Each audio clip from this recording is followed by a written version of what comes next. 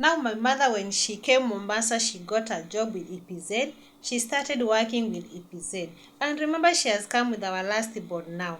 But after a very short time, akarudisha last born nyumbani, because alikuwa ni yule mtu anakaa saa zote akilia, anataka brother yake, anataka sister yake, so akamrudisha, akapeana, akarudishwa nyumbani. Now we are there home, we are three. My father naye amerudi kazini Kitui, he is working Kitui hospital. Sasa tumebaki hapo na our shosh. I can remember our father used to come every weekend home to check on us. On Friday, he comes on Friday and goes back on Monday morning or Sunday in the evening. But it reached a point where now akaanza kuruka. He's coming this weekend, next weekend he is not there. Anakuja hiyo weekend nyingine, akaanza kukuja once in a month, and that time there were no phones, so we could not even reach him when he is not there. In case mtu amekuwa mgonjwa, saa zile dadia yuko, tunaenda to the nearest hospital, tunaenda tunatreatiwa. It's a bill. Akikuja anakuja kulipa juu hatuna pesa. Sometimes nyanyangu hana pesa, zile aliachiwa ziliisha. There is no phone to make a call and maybe to say what we want. So that was the life. Akikuja yeye analipa kila everything. Sorry, not kila kindu, analipa everything. Kikamba ilikuja ikakuwa mingi mpaka sasa ikawa ndio everywhere. Now one thing I can say, Dad thought providing to us, it was enough, because for real we never lacked anything, we never missed anything. School fees was paid in full.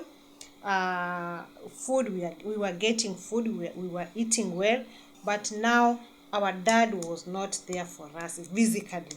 He was not there. Even weekends when he's there is no time to sit with us. There is no time maybe to discuss anything with him. He could not even sit with us and ask us how is school, what are you doing in school, what are the challenges you are facing in school. Nobody to ask. I can't even remember one time my dad asking me for a report form.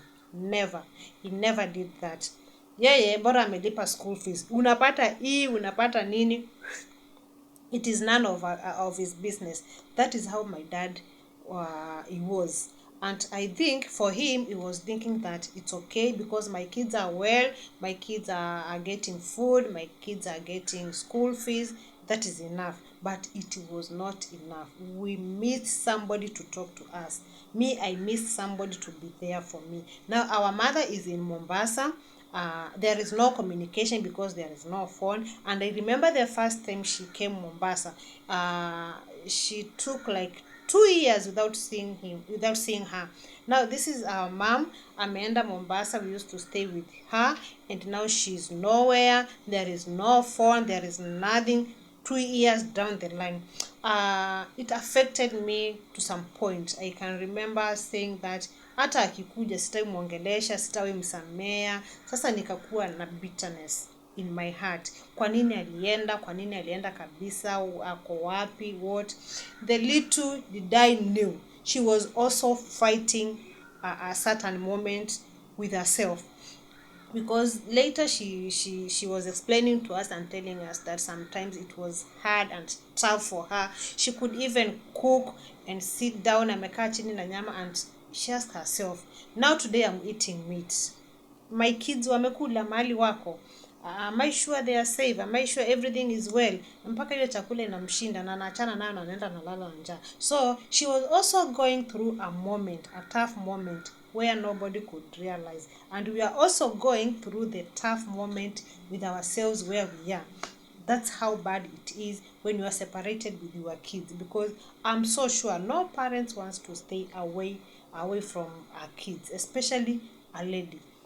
But now situation made it, and that's how it was. So my mother took 2 years, then she came. And I remember the day she came, my mother never went to their village. She came direct to our home. And where my mom comes from and where our dad in sasa kwetu, it is not far. It is somewhere to walk, somewhere you can walk within 20 minutes you are there, so it is not far. But when my mom came home, she never went to their home. She came to our home, kwa babangu sasa.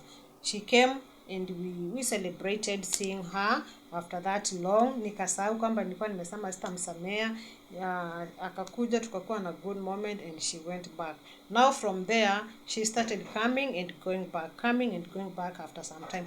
I think that time alikuwa catch up na life na stabilize, because it was hard for her for the first.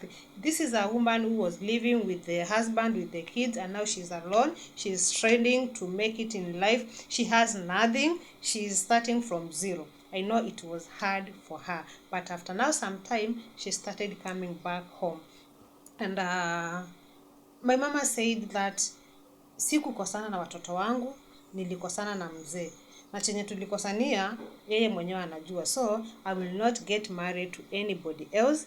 I will just stay single, and I will take care of my kids where I can. So, every time she came home, she came to our home, not to our home.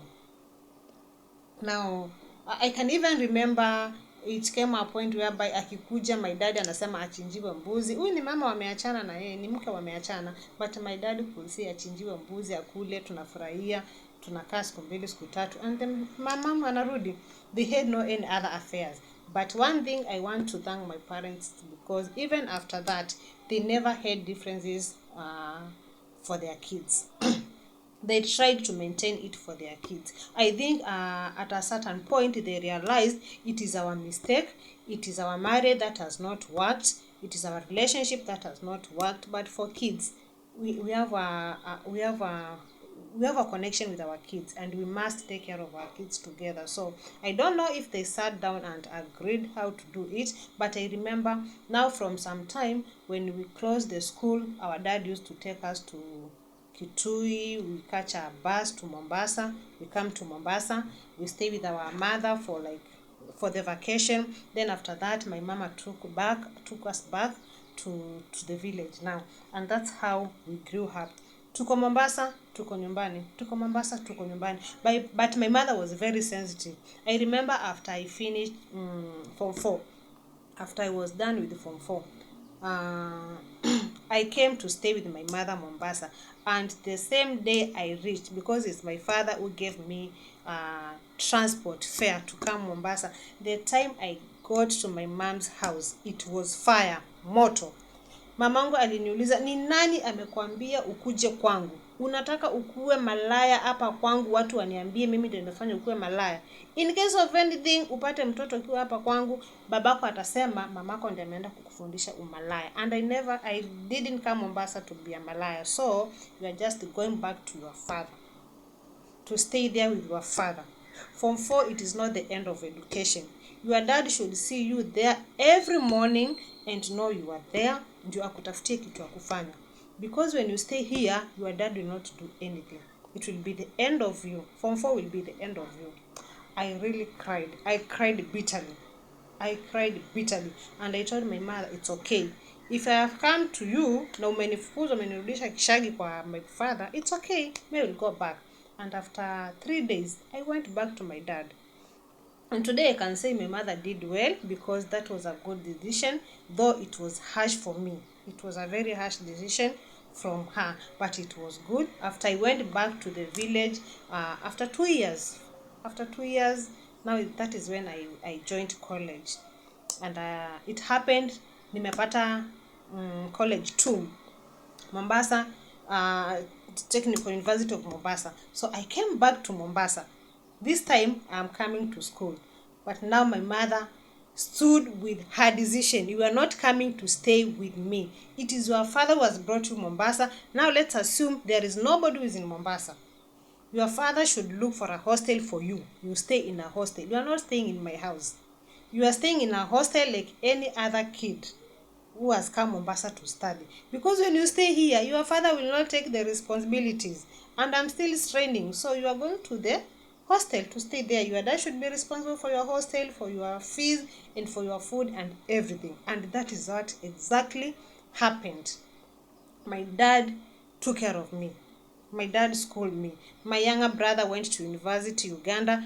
Daddy did the same. He schooled him for the 4 years. We all went through colleges, we finished our college.